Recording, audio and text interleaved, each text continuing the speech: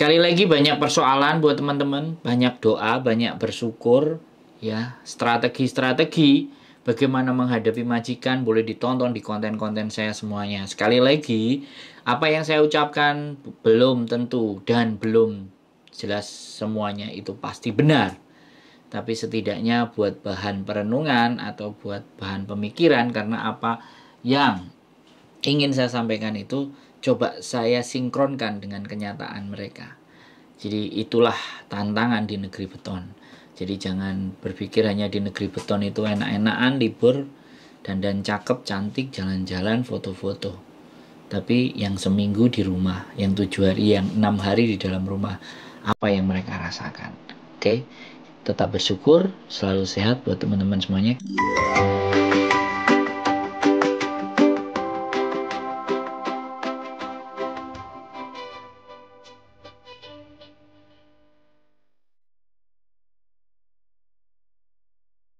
Selamat malam. Selamat pagi Mbak, berjumpa lagi bersama saya Wong Ganteng Sakdonya. Mohon untuk tidak disebutkan nama dan identitas dari siapapun.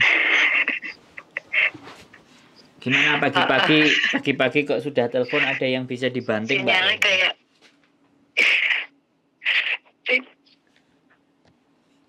ini sinyalnya kayaknya terbang Mas Andro ya. Suaranya kayak ngeleor gitu. Sekarang gimana? Sekarang kayaknya agak mending ya. Tadi kayak Oh, luar biasa ya. Ada kayak suara pesawat ya. Ini wifi hari ini kok nggak jelas soalnya di rumah ini. Lagi banyak yang pakai kali. Enggak kan, ini cuman saya sama yang punya aja, yang punya di sebelah. Rumah kayak kandang ayam, rumah kayak bekupone, rumahnya burung dara ini. Mas Andro nggak sama Mbak Yuni, nggak serumah gitu? Yo, beda Mbak. Tak kira sih masih satu lingkungan, jadi enggak, sama-sama gitu. Dia di Hingking, saya di kos WB. Ini Mas Andro, saya mau minta solusi aja sih, soalnya saya juga baru di majikan ini gitu. Saya di sini baru mau jalan 6 bulan ini. Boleh cerita dulu. Aku tanggal 25 ini saya 6 bulan gitu. Pertama saya diambil sama majikan itu, saya sudah bilang saya nggak bisa bahasa Kantonis gitu. Bukan saya nggak mau belajar, tidak. Saya ada keterbatasan belajar, Mas Andro, jujur saja. Mungkin karena saya punya kepala sama telinga ada satu penyakit yang mungkin saya nggak bisa cerita lah ya. Mungkin juga ini keterbatasan saya gitu. Jadi saya bekerja di sini, niatnya bekerja ya, istilahnya dapat ya syukur gitu, rezeki saya nggak dapat juga nggak apa-apa gitu, pikir saya sih seperti itu. Memang saya nggak bisa bahasa Kanton sama sekali, sebab saya belum berusaha semaksimal mungkin saya belajar tuh, kayaknya kok nggak nangkep gitu, kayak susah gitu. Terus intinya gini Mas Andro, dari interview yang pertama kali saya sudah bilang sama majikan, saya tidak bisa bahasa Kantonis. Kalau belajar sedikit-sedikit ada bisa sedikit, tapi nggak bisa menguasai semua gitulah. Kalau ada ngomong itu ada orang ngomong ya sedikit ada tahu, tapi tidak semuanya gitu. Terus saya sudah tadinya agak alot juga sih sama majikan. Saya juga tidak memaksa majikan untuk mengambil saya, tidak. Saya bilang ya begini saya adanya gitu. Tapi majikan cuma bilang, tapi kamu bisa bahasa Inggris, bisa ngomong bahasa Inggris, bisa nulis bahasa Inggris gitu. Ya iya bisa, tapi ya bahasa Inggris saya juga nggak bagus-bagus banget. Saya bisa bahasa Inggris tapi nggak sepintar selihai orang lah. Bahasanya halus gitu. Kalau saya bahasanya kasar, cuma bisa sedikit sepatah kata saya bisa gitu. Dari situ majikan menerima, minggu depannya lagi dia datang lagi gitu. Terus mengambil saya, terus katanya ya nanti katanya nenek ya sedikit kamu sambil belajar gitu. Ya saya ikuti arahan majikan gitu. Tapi herannya gini Mas Andro, ketika saya sudah diambil di sini baru 1 bulan itu, Saya nggak ngeh, orang baru 1 bulan nenek banyak cerita tentang anaknya gitu. Tapi saya nggak pernah peduli karena saya juga nggak begitu paham banget bahasa Katolik, jadi saya nggak ambil peduli. Terus selama 3 bulan ini saya baik-baik saja sama majikan, baik-baik saja gitu, sama nenek juga baik-baik saja. Tapi semenjak saya sudah menginjak 6 bulan ini, majikan berubah katanya. Awalnya itu dalam 1 bulan itu nenek udah cerita kalau dia seandainya tidak mengambil pembantu lagi, berarti saya mau ditaruh di panti jompo gitu kan. Tapi dari 1 bulan itu saya sudah majikan itu sudah ngambil brosur pendaftaran ke panti jompo itu. Saya tidak tahu apakah majikan sudah daftarin nenek apa belum. Tapi setelah 1 bulan itu ada orang datang ngecek Bobo gitu. Dia nanya-nanyain gitu, tapi si Bobo ini nggak suka sama orang ini gitu, nggak serak gitu, dibentak-bentak lah orang itu gitu. Terus orang itu pulang gitu, terus ditanya sama anaknya, itu tadi ada orang datang, kenapa nggak diterima gitu. Kata nenek, katanya orangnya maafan lah, begini. Saya tidak begitu paham bahasa kantor, jadi pertengkaran sama nenek sama anaknya saya juga nggak tahu pasti, Mas Andro. Terus nenek cuma pesan sama saya, kamu kalau ada apa-apa nggak usah ngomong apa-apa sama anak aku, katanya bilang gitu kan. Terus kamu bilang aja sama anak aku, kamu mau jaga aku, karena kalau kamu nggak mau jaga aku mau ditaruh di panti jompo gitu. Terus kemudian selang itu ada beberapa hari lah ya, majikan bawa brosur itu panti jompo, terus ditaruh di meja. Nenek lihat gitu loh. Terus nenek bilang katanya mau disobak sama nenek, tapi diambil sama majikan. Terus habis kayak gitu, majikan apa udah punya rencana memang mau naruh si nenek ke panti jompo, apa kenapa harus ambil pembantu gitu. Sedangkan ambil pembantu kok nggak bisa bahasa Kantonis, sedangkan waktu interview itu ngambil beberapa orang pintar-pintar bahasa Kantonis, kenapa majikan aku nggak mau ngambil. Terus ya itu cuma pertanyaan dalam hati saja sih, Mas Andro gitu. Terus lama-lama itu saya sekarang mulai ngeh gitu, majikan berubah, sikapnya berubah gitu. Nenek pun berubah juga sikapnya sama saya, tapi saya niatnya mau kerja, nggak peduli mereka mau berubah gimana nggak peduli saya niatnya kerja aja. Cuma saya gini, soalnya majikan sekarang sering cari masalah, Mas Andro. Mencari masalahnya gini, dalam cuti pun dalam liburnya saya juga masih saya kalau masalah pagi siapkan makanan sarapan nenek sih sudah wajar lah ya. Tapi masalahnya setiap datang ke sini itu dia marah-marah, terus cari masalah gitu. Pulang dari liburan ditanya saya, kamu itu liburan nggak ngomong sama saya? Ya pokoknya semuanya dipermasalah lah, padahal tidak ada masalah sebetulnya, saya juga kerja baik-baik saja. Nenek juga baik-baik saja, nggak ada masalah pokoknya. Tapi akhir ini tuh kayak majikan itu pikirannya sudah mulai beda gitu. Saya sih nggak peduli gitu, majikan mau marah, mau apa, saya yang penting kerja baik-baik. Tapi saya cuma mungkin kelebihan saya memikir tentang majikan, ya ada rasa khawatir juga gitu. Kalau seandainya nanti saya mungkin suatu saat, ini kan majikan kan juga ada planning beli rumah baru. Sebab kata nenek, majikan memang sudah lama punya rencana pengen jual rumahnya nenek dan pengen bawa nenek ke panti jompo. Cuma saya nggak pernah cerita sama majikan karena saya tidak mau ikut campur hal itu, bukan ranah saya gitu. Saya hanya di sini posisinya kerja, Sandro.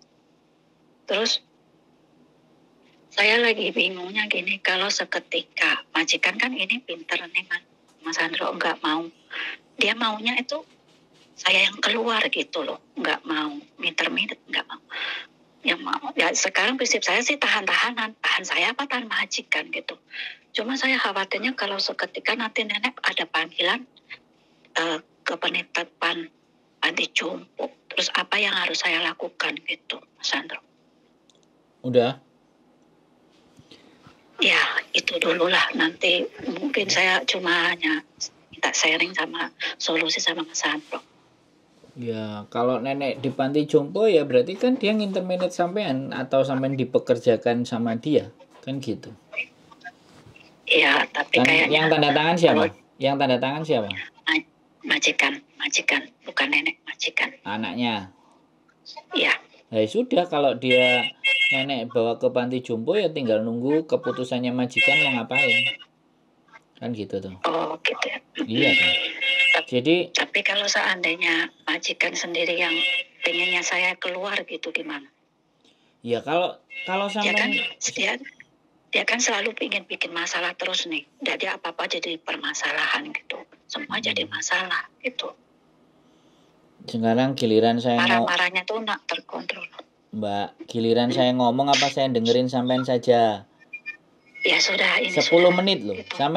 Sampean sudah ngomong 10 menit. Saya ngomong 2 menit aja belum, semenit juga belum. Ya minta maaf Mas Sandro, minta maaf. Enggak.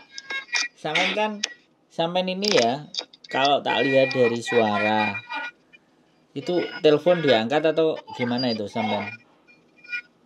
Bukan, soal nenek kayaknya mungkin majikan telepon. Saya jadi pecah pikiran. Diangkat dulu. Nenek sudah ngangkat. Oh.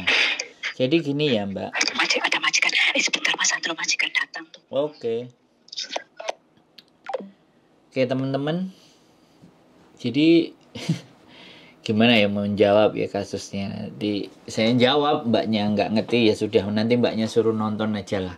Kan dia udah ngutarain 10 menit. Jadi kalau hemat saya sih sebenarnya ini hanya kekhawatiran ya, kancong. Mbaknya ini aku rasa dari suaranya mungkin juga sudah usianya agak sedikit tua. Terus ada masalah tadi bilang penyakit. Jadi kalau orang sudah tua terus punya masalah itu kadang kebawa ke sensitif. Jadi orang-orang yang sebenarnya sudah 45, 46, 47 atau mendekati 50 itu kan menopause itu 48 sampai 52. Itu angka rata-rata ya, sekali lagi walaupun ada yang 60 masih menopause atau 45 juga sudah menopause. Jadi usia-usia di situ itu usia-usia yang sangat sensitif ya. Usia kepingin ada yang menghargai, maunya menang. Jadi balik lagi di mana usianya adalah usia mulai lanjut ya. Lanjut usia 50. Karena pensiun kan 56. Jadi pikirannya sudah gelambiar. Jadi pikirannya jelek aja, bikin gara-gara, majikan bikin gara-gara, majikan mau saya keluar tapi nggak mau interminate. Jadi menurut saya nggak seperti itu sih. Itu hanya perasaan mbaknya saja. Selama sampean masih ada di situ, namanya ngomel, namanya marah, namanya salah, namanya nggak bener itu ya wis tabiatnya majikan seperti itu gitu loh. Yang terpenting adalah mereka tidak main tangan.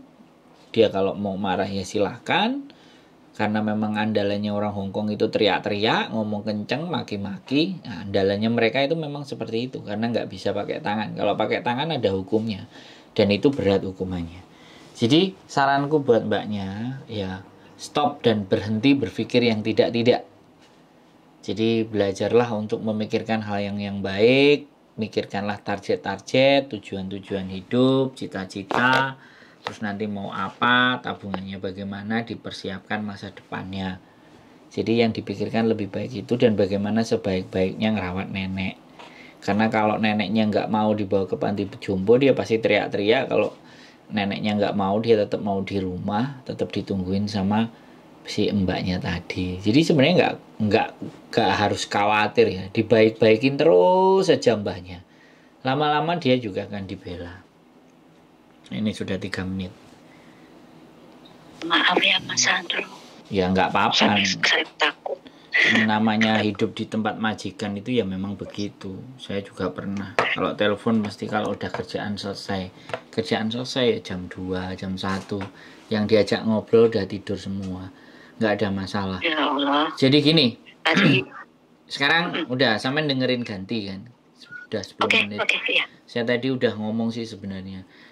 Sebenarnya yang terjadi di diri sampean itu ketakutan yang berlebihan. Sampean takut sendiri, sampean berpikir yang jelek sendiri, majikan nggak suka sampean, selalu cari gara-gara dan semuanya.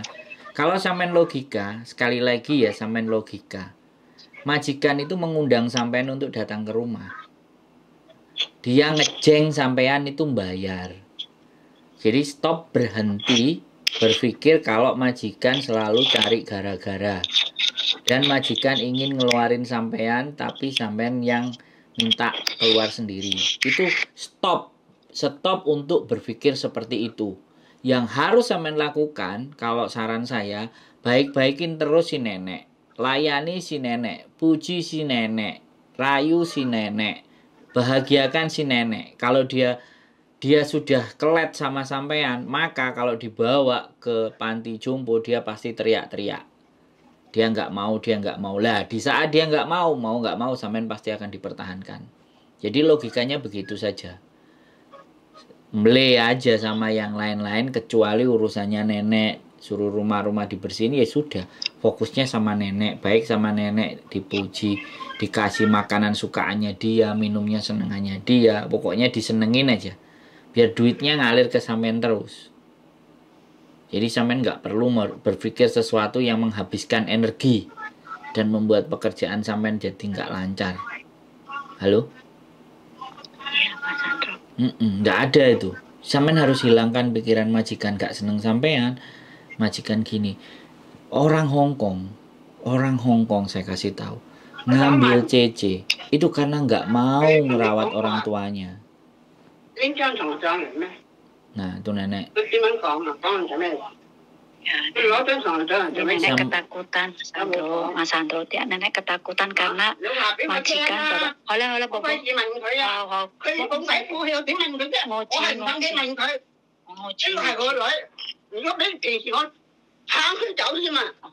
Mas Sandro gini, majikan nenek itu nggak suka kan majikan bawa itu apa ranjang itu loh, bawa ranjang itu nenek sudah ketakutan sendiri sebenarnya. Iya. Ya nggak apa-apa ya. Ya sudah, sampai nungguin nenek aja, pegangin nenek aja. Udah sampai matiin aja HP-nya. Ya terima kasih ya Mas. Matikan HP-nya, anu nenek aja. Majikan datang hari. Oke, santai. Majikan kan ini nenek nggak sukanya majikan datang jam malam, jam istirahat, terus bawa kasur. Nenek itu memang sudah ketakutan sekali sama anaknya, gitu. Ya nggak apa-apa, sampean baik-baikin tuh neneknya. Udah, ya, mama nggak apa-apa.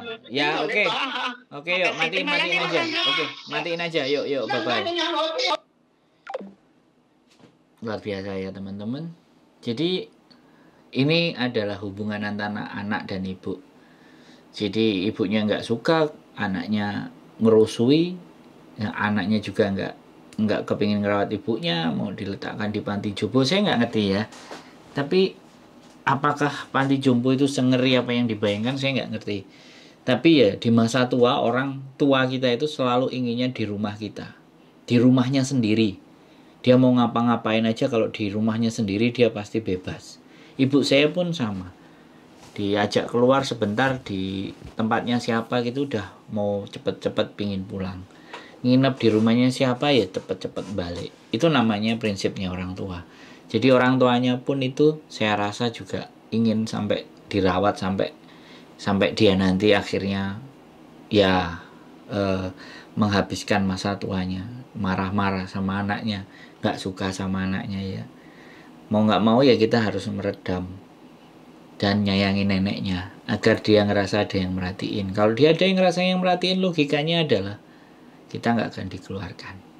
Ya, sekali lagi banyak persoalan buat teman-teman, banyak doa, banyak bersyukur, ya, strategi bagaimana menghadapi majikan boleh ditonton di konten-konten saya semuanya. Sekali lagi, apa yang saya ucapkan belum tentu dan belum jelas semuanya itu pasti benar. Tapi setidaknya buat bahan perenungan atau buat bahan pemikiran, karena apa yang ingin saya sampaikan itu coba saya sinkronkan dengan kenyataan mereka. Jadi itulah tantangan di negeri beton. Jadi jangan berpikir hanya di negeri beton itu enak-enakan, libur, dandan cakep, cantik, jalan-jalan, foto-foto. Tapi yang seminggu di rumah, yang 7 hari, yang 6 hari di dalam rumah, apa yang mereka rasakan. Oke, tetap bersyukur, selalu sehat buat teman-teman semuanya. Keep stay tune in my YouTube channel and see you next video. Bye-bye.